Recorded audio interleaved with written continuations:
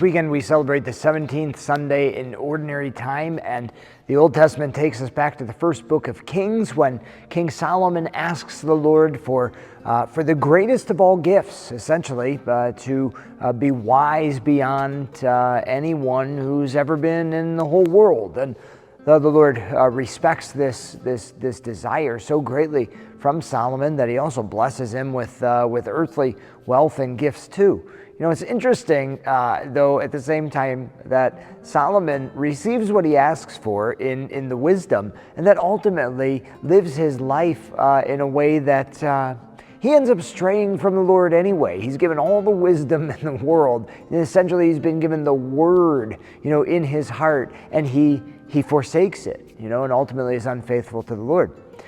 Our psalm, kind of harkens to a similar petition that, or a recognition that the Lord is, the one thing necessary, the one thing that matters. And ultimately, that's at the heart of these parables as we finish up chapter 13 in Matthew's Gospel, that Jesus highlights that there is only one thing that matters, the pearl of great price, the treasure beyond all wealth. And when we find that, we're called to set aside everything else for the sake of Him who loved us, Him who loves us. It is God Himself, our relationship with Christ, that is that pearl of great price, that treasure beyond our means. And there's so many different experiences with it.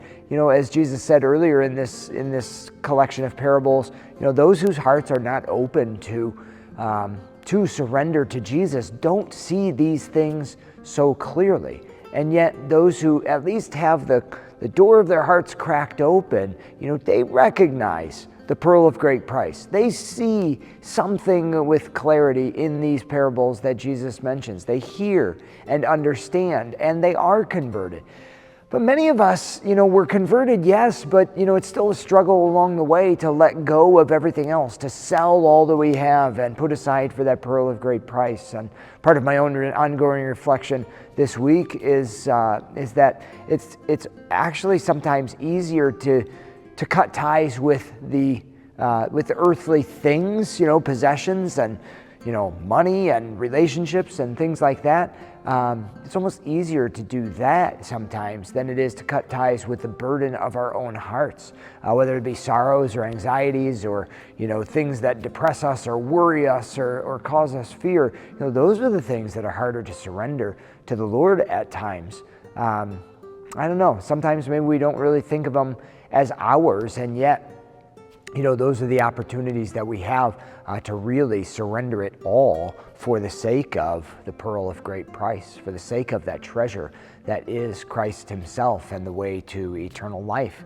So, you might reflect on that as well. Perhaps your struggle is, earthly things, financial realities and possessions and relationships. But perhaps there's a cause this week to stop and reflect on your interior and letting go of those things that you hold possession of, in your own heart that are preventing you from selling all and taking possession of that pearl of great price.